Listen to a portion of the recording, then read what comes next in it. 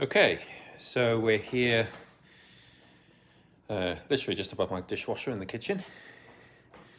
We're now in a position to give this vellum its bath. So thank you for your service over the last 200 years. However, we now need all this ink to hopefully come away.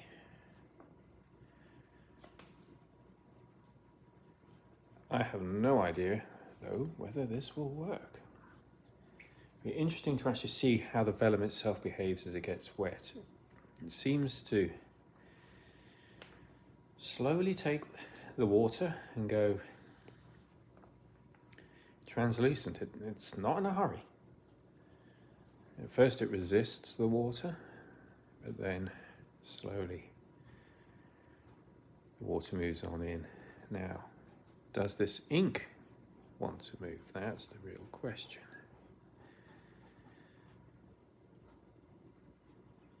If it doesn't, I'm not going to be able to use this the vellum rather, really to reback the big book. I suppose I could, but we may have to experiment with other methods to actually get the ink out first. Trying to get quite a few air pockets here, which I just want to. This is I've never done this before, so there's a large element of experimentation with this as we go.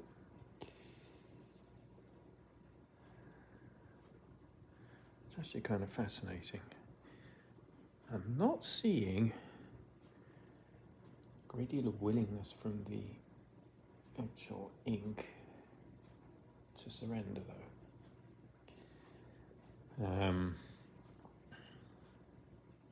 This may just need time, I don't know.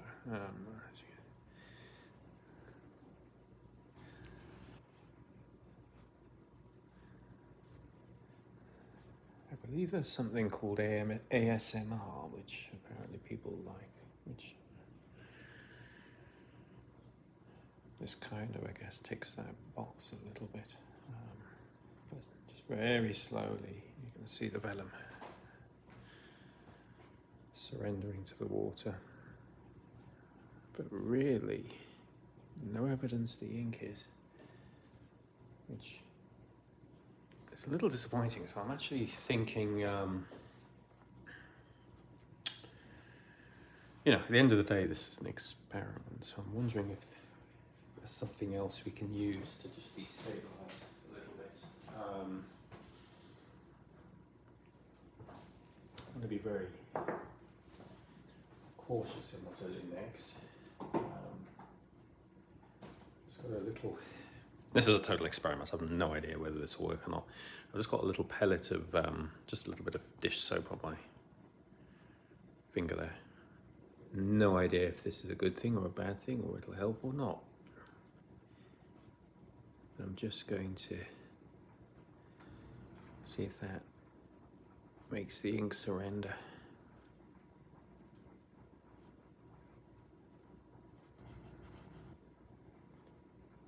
Yeah. What do you reckon?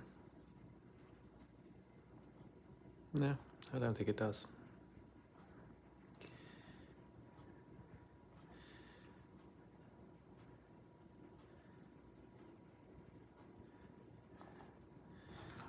I'm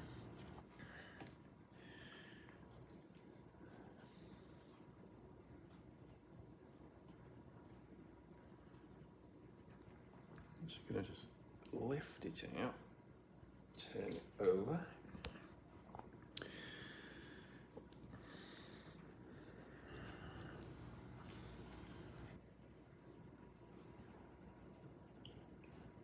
Try and drive the air bubbles out that are sort of, you see, well, I'm just chasing one away there.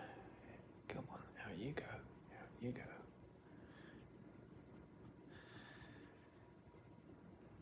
This ink is not moving. Neither the printed nor the written. So Says something about the, I guess, the contents of the ink. I guess it's a legal document, so it's meant to be pretty permanent.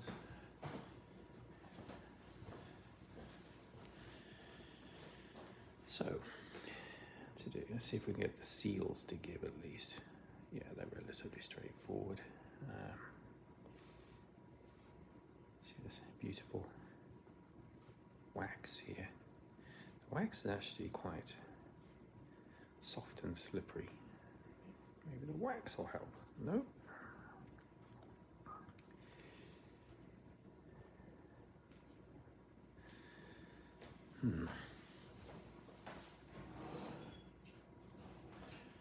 Let's try something slightly different.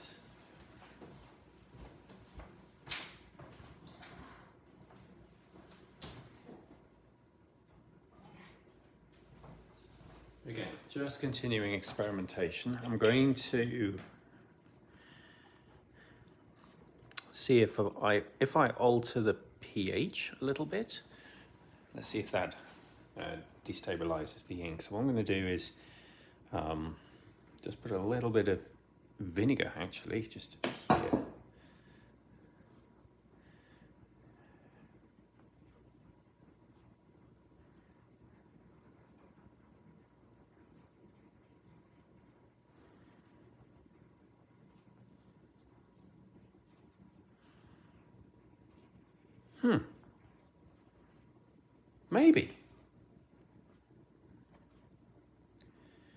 Maybe pH lowering is the way to go. That is definitely fading.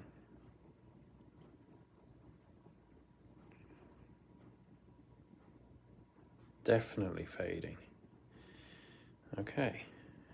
The vellum, however, and you can't really tell this from the video, but the vellum itself hasn't changed in terms of its texture. It's not weakening in any way. There's nothing worrisome from the vellum that actually happened as a result of me applying that. So what I'm going to do, given I think that kind of half worked, I'm going to apply a little bit more vinegar. I should probably see if I can use pure vinegar rather than balsamic.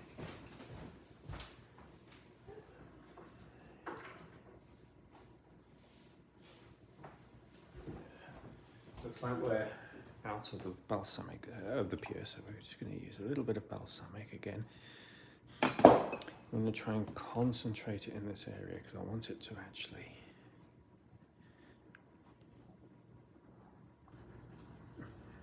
go after this big area of ink.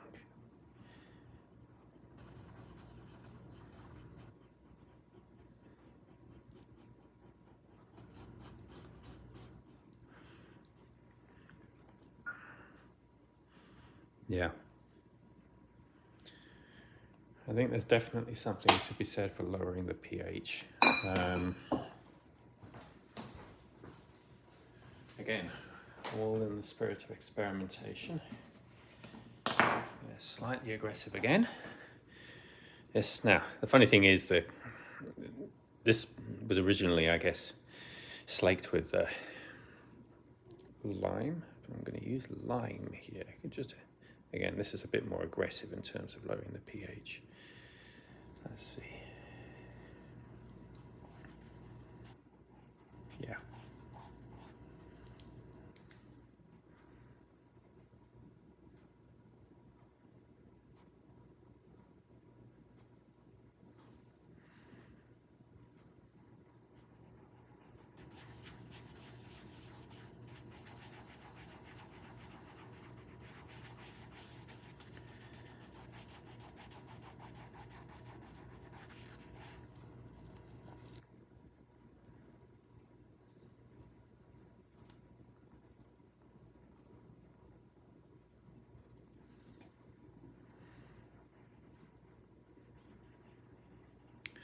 Okay, that's fading really quite well. So, what I'm going to do is I'm going to discard this water and I'm instead going to create a bath that has a much lower pH. I'm going to assemble basically as much come up with a diluted acid. And we'll see if that will actually achieve what we want to achieve. To get back to a nice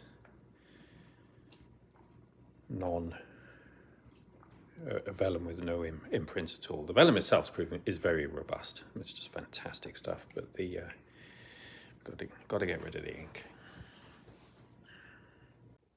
Okay, so fill this with water, and to lower the pH, I'm going to add concentrated hydrochloric acid, which, if you ask for this in England, where I come from, you'll get a terrorist watch put on you, whereas in the United States, you can just get gallons of the stuff from the local grocer.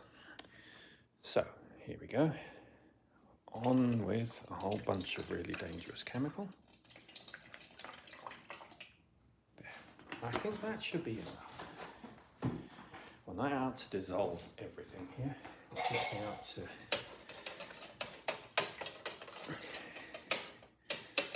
lower the pH enough to bleach out the ink. We don't want to damage the vellum. At the end of the day, the vellum's animal skin, and acid and skin don't go too well together. So this is it's a judgment call, and I think we're going to be okay. I'm going to fold. I'll put this in fold it over into 3, not 2 this time, because I want the whole thing to be completely immersed.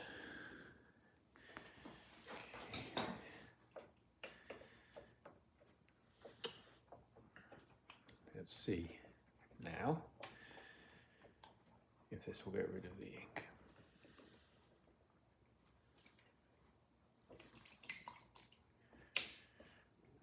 I only started with a very little of the acid. Obviously, too little is always better than too much. You can always add it, you can't take it away.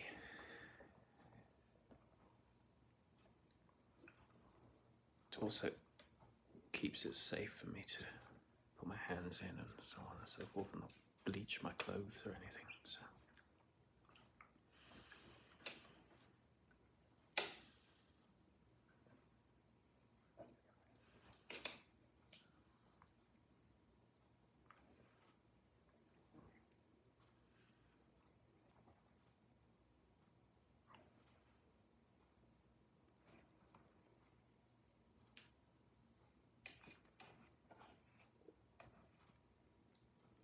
Get rid of these bubbles.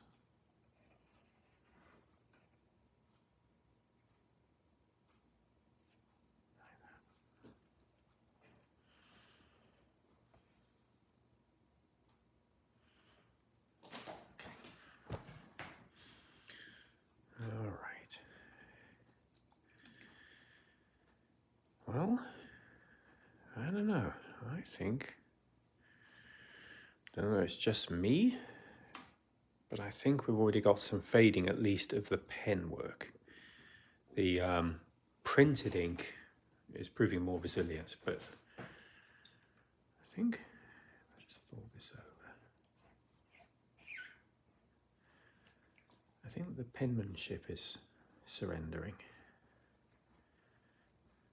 And again, no structural changes from the vellum, which is the most important thing. Again, just see how faded that is? That's what we want.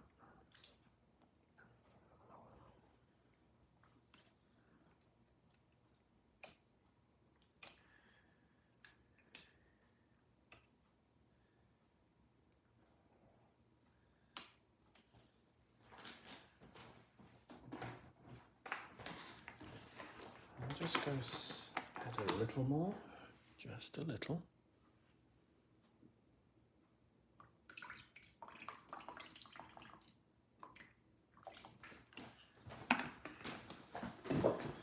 I'm actually going to lift this out. I don't want there to be too concentrated a dose.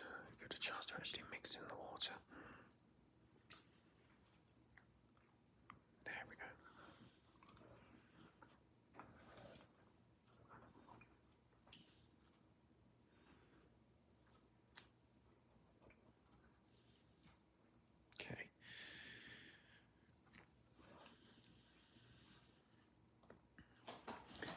It's interesting. I have a little cut on my hand and it's starting to sting in my cut a little bit, which means I've probably gotten to about the limit of the dosage that I want, because if it's hurting me, it's probably hurting the vellum. So I really don't want to go any further than this. So now it's just about time. I'm just going to let this, I think we're making good progress here. You can see just how faded this is. But we just need to let time do its thing. And hopefully we'll at least have removed the ink. If we've removed the ink, we'll have one complete side that's blank. And if the printing remains, we can always have that on the inside. But I think we're going to get there. Okay, I took the vellum out of the acid bath, and the first thing to say is it really is when it's in this, it's just really amazing stuff. It's so robust, I guess. Really just like the feel of it. So if you look at it closely, we've basically gotten rid of all of the ink, I think.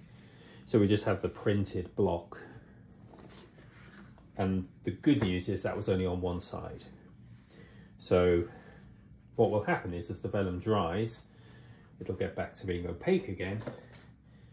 And basically, provided this is all on the inside of a book, of a binding rather, it'll largely disappear from view.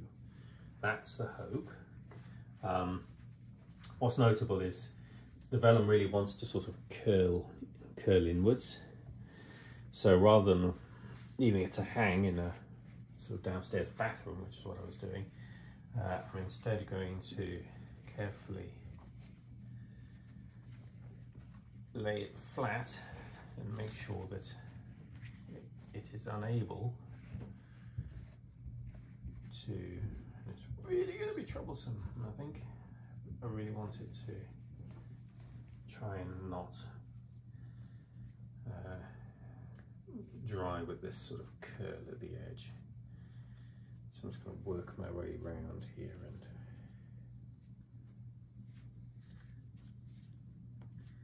get it to a position where it's going to be flat. And one of those things I may just need to keep at. Like so.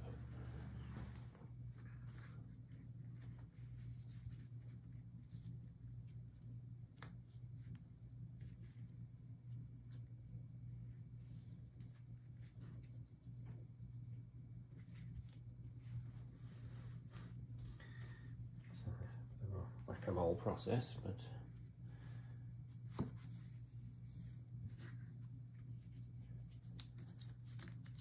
kind of naturally plays with you as you try to. I don't want to have to put weights down, but maybe that's what I'm going to have to do.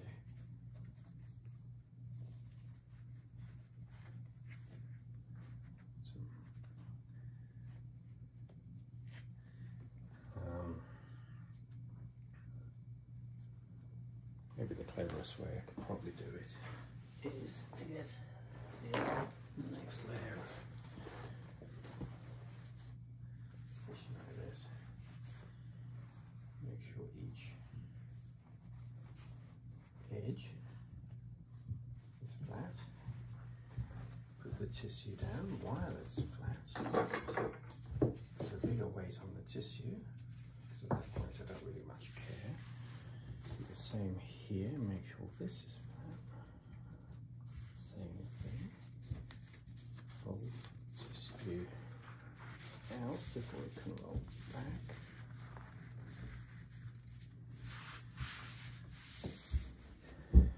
Then,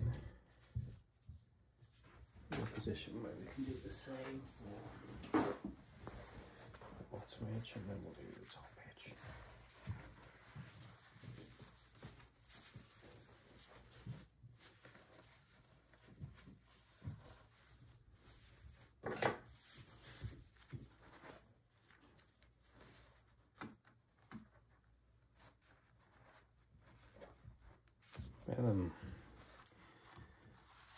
Just impressive. You can see why they make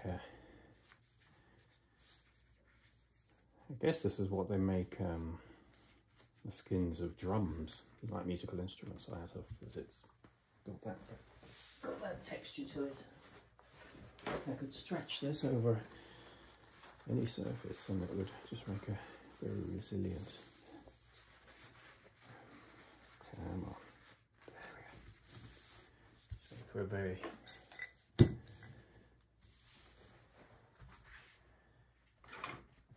resilient surface. Okay, so